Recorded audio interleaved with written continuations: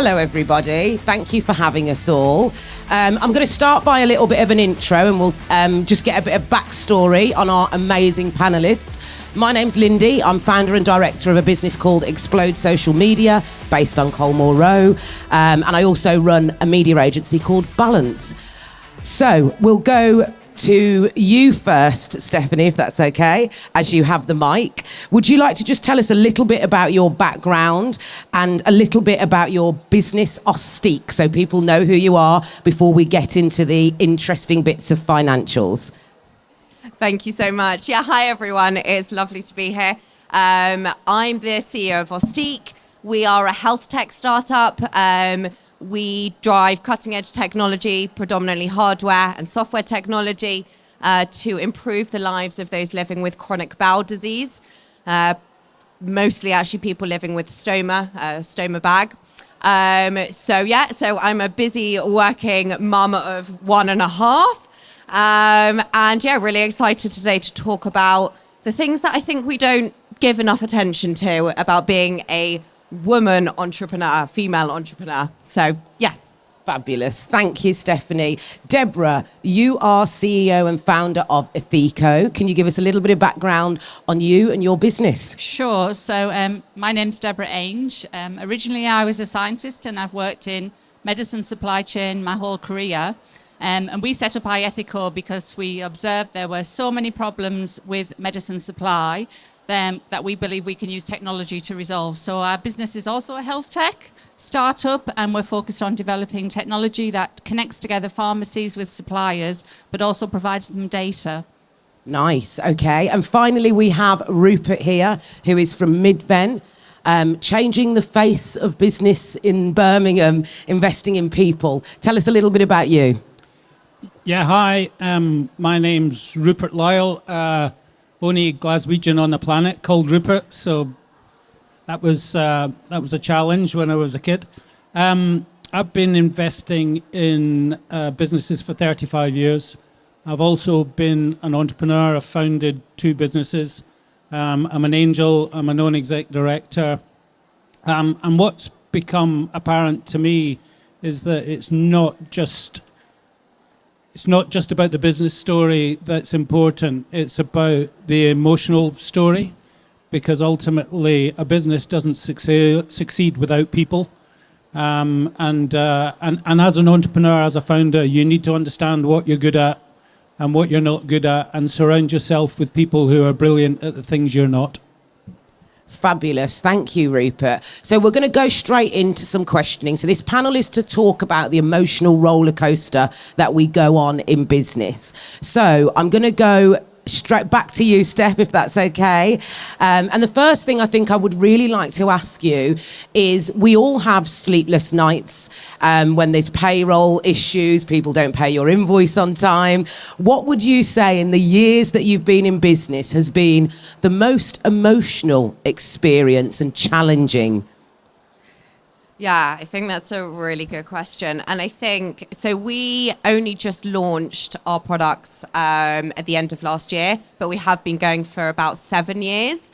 So for any of you thinking of doing hardware, particularly health tech hardware, it's a long journey. But we have relied on investment. So whether that be grant funding or angel investment, VC investment, and the fundraising journey is incredibly stressful. And that's definitely an emotional, it takes an emotional toll. I think in our last investment round, we probably reached out to, upwards of 500 investors, most of whom said no. And that's really depressing. When you put your life and your blood, sweat and tears into something that you fully believe in, you're incredibly passionate about, and people are turning around and saying, nah, that's hard. So on that note, it's 7 years is a long time, and sometimes it's awful when you get all those no's. Is it worth the one yes? And now you've got your products to market. Would you advise people to go on the journey that you have? Because I think what people would really like to know often is the pain worth the pleasure? How would you answer that? Yeah, I mean, 100%. That's why we're presumably all sitting here. Yeah, no, it absolutely is. It is a roller coaster. There are high highs, low lows, and you'll probably hear people say that multiple times today. But it absolutely is worth it. You know, I get to work with the most incredible people. I probably should have mentioned in my intro that actually I was inspired to start Ostique by very personal reasons. I have 4 generations in my family who have Crohn's disease and or have suffered with bowel cancer and so on. So this is a real passion project for me, and I get to wake up and do that every single day. I'm my own boss, which I love, and we're really making a difference. We're making impact. So yes, absolutely. My husband might not agree, but no, it's a wonderful thing to run your own business and see real change happen because of you putting in that effort every single day. Fabulous. So what I take from that is definitely, I think, that sort of strength of character to keep going, and I think the emotional drivers for doing it are important. Debra, would you take the mic and enlighten us on your most emotional experience that's been the most challenging in business?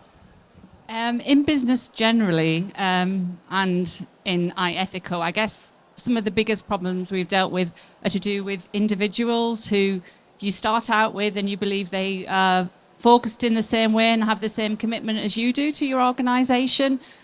But along the journey, you work out that actually maybe their priorities are a little bit different. And I guess the hard thing to do when you all started that journey together is to be the brutal one that will sever that relationship for the overall benefit of the business. And that's quite a difficult thing to do, I think. And do you feel that as a female, there's something at play with women? Because I think actually to be successful in business, you've got to know when a relationship's coming to an end and have the strength, not just as a female, as an individual, to say thank you, but no thank you. When you do that as a female, do you believe the reactions may be a little different to when men do it? Or are people shocked by it? I think that in my career, I've unfortunately had to do many things like that. So for me personally, although it may not be a pleasant thing to do, I certainly have the capacity to be able to do it. I think it depends on the person who's on the receiving end, really. I don't know whether they make a judgment because I'm a female or a male in that respect, to be honest. Wouldn't be relevant to me.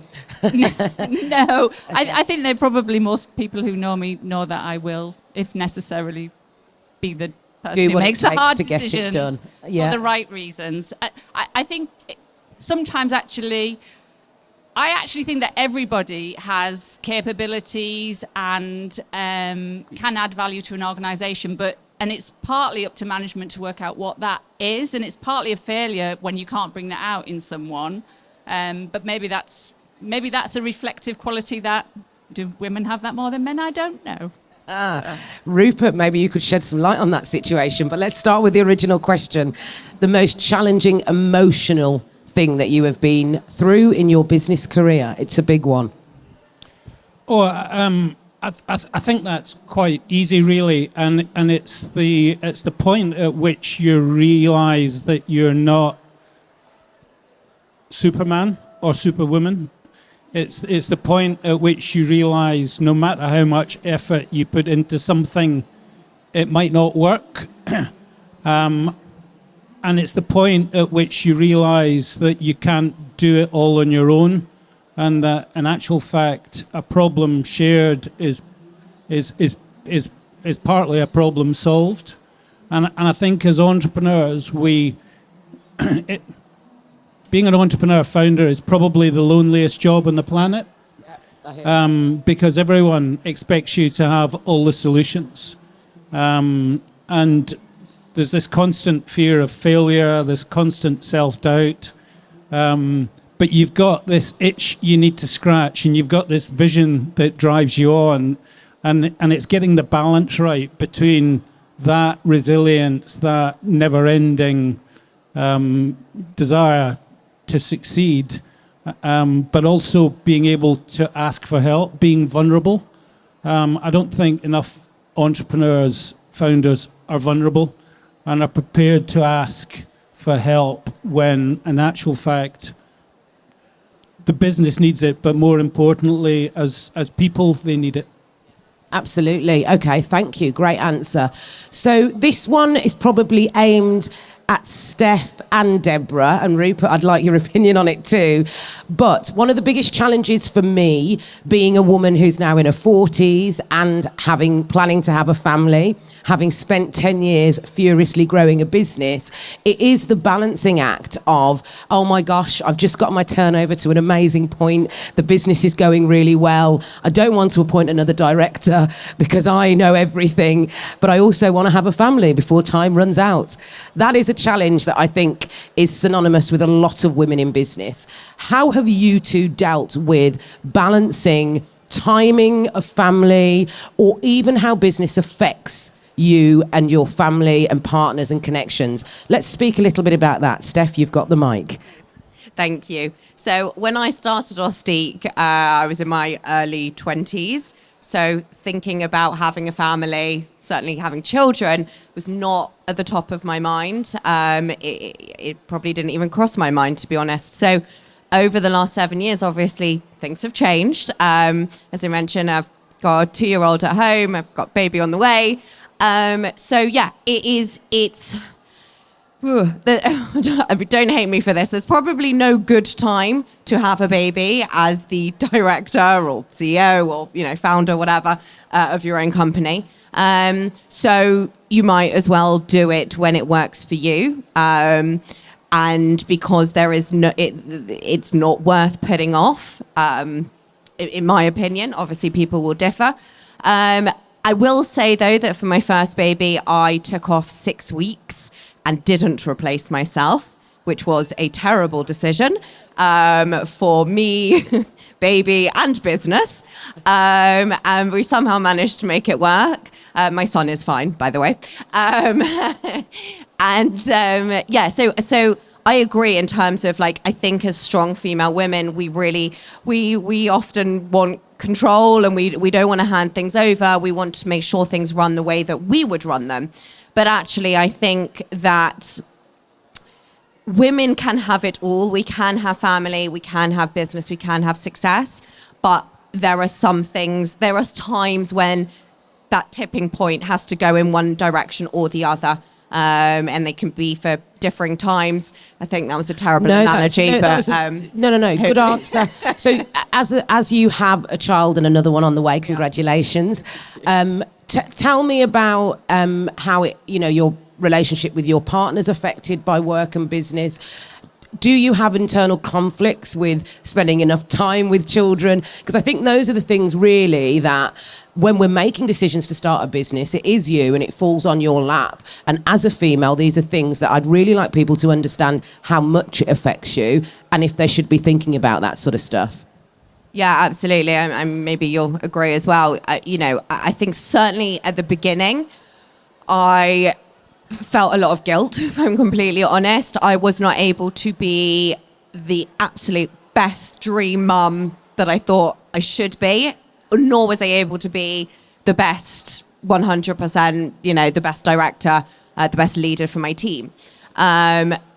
So yeah, a lot of guilt. Yeah. And I, from speaking to other women in the same situation, I know that that's not, I wasn't on my own to feel that.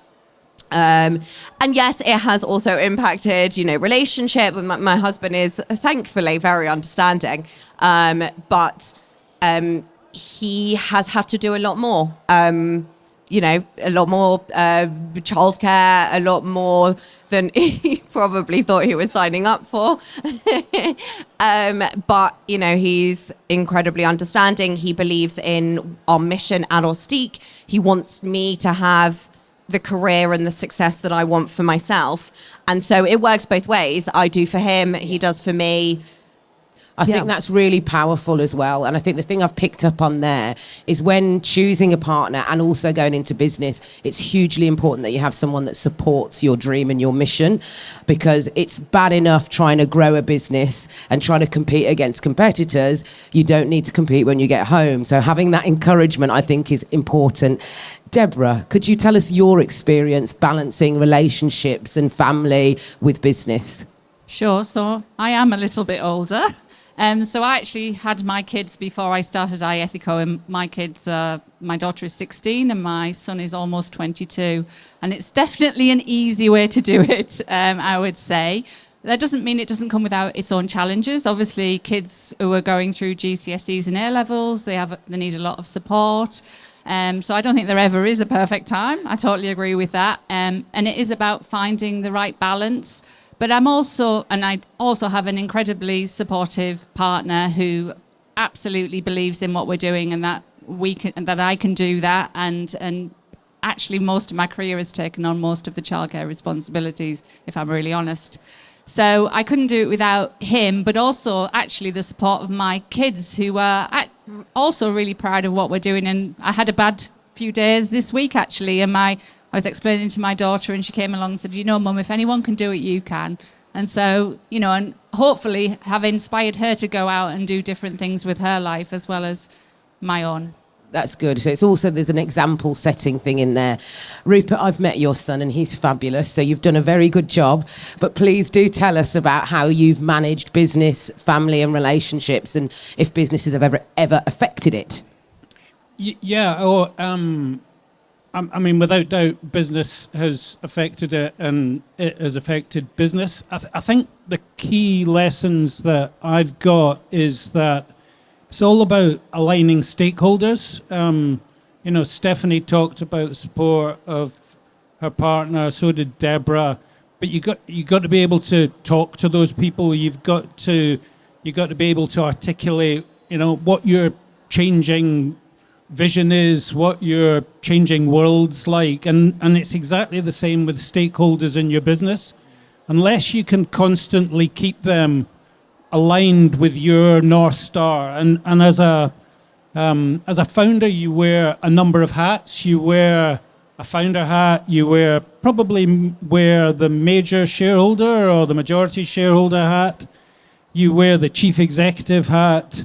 You probably wear the head of HR hat and the head of finance hat as well. And that's really difficult. And at times you just need to be able to step back from it all and say, this business is my dream. This is the business that I started because I had an itch that I want to scratch. And ultimately, if I make this successful, then everything in my life will benefit from that. And it's about constantly thinking about aligning people with your North Star. That's both within the business and outside the business. And that takes a huge amount of effort. But it's something that if you don't do, just makes the whole journey significantly more difficult. Yeah, no, I'm thoroughly in thorough agreement with all of that. So look, the next thing I want to talk about actually is things that have made me emotional that are purely financial. So I think as a business person, we do our business planning, and some of us do it more detailed than others. But for me, I always had in my mind, I'd really wanted to get to £1 million turnover.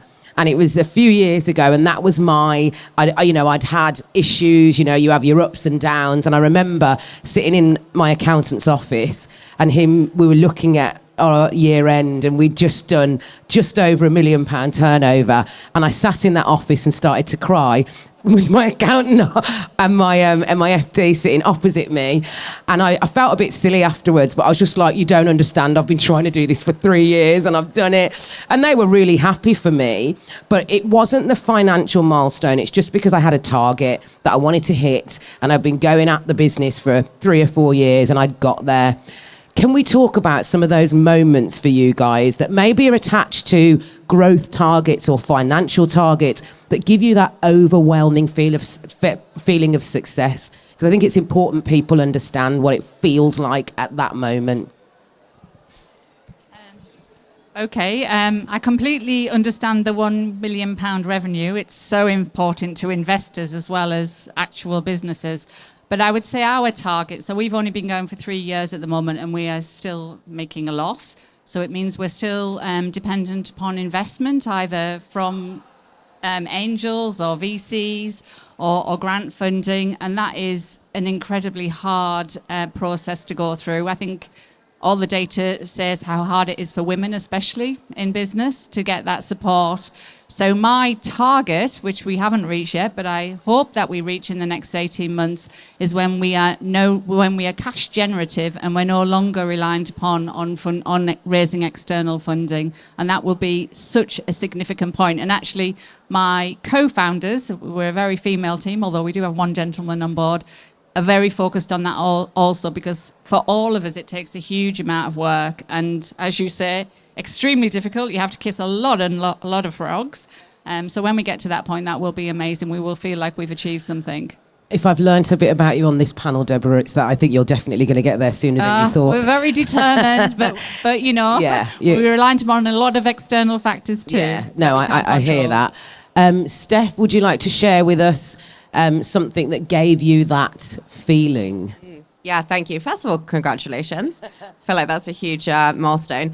So we also are nowhere near that sort of turnover. I think from a business perspective, our initial goal is to hit £1 million in annual recurring revenue, which we are on track to do by end of next year. So that's exciting. I'll have to maybe come back next year and let you know how that goes.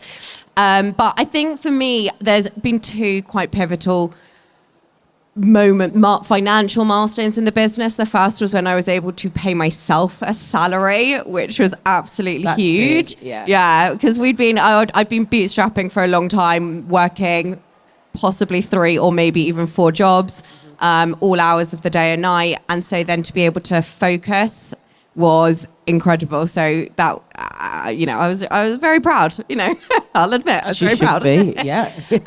And then following on from that, I mean, we now employ 5 incredible women. We're also a full female team. And again, I'm really, really proud to say that. And I think that is another huge milestone. And I, at the start of this, would never have thought we'd, really get here. And so, yeah, again, very proud of that. No, as you should be. I think that moment of when you start a business, you don't actually know if you're going to make money. And for a moment someone pays you something and then you can start paying yourself, you're like, oh my God, it's magic, it's working. So I understand that analogy totally. Rupert, would you like to share something with us in your business life that gave you that feeling? Yeah, the tears are an interesting concept because they can be both happy and sad tears. And in actual fact, they can be happy and sad tears at exactly the same moment. I was speaking to somebody who was telling me this story. She was in Seattle in a meeting with one of the heads of Microsoft Copilot. So one of the most influential people in the IT world, pitching her product and service to it, thinking this is surreal. This is quite unbelievable that I'm here. And she gets a text from her finance manager in the UK and says, our major client hasn't paid us. We can't pay the wages tomorrow. and she said she sat there thinking, what do I do? Do I cry? Do I cry happy tears? Do I cry sad tears? And being a founder is like that a lot of the time. It is an emotional roller coaster, and quite often the down bits feel like they're significantly deeper and longer than the up bits because the up bits don't last very long. And I'll give you an example.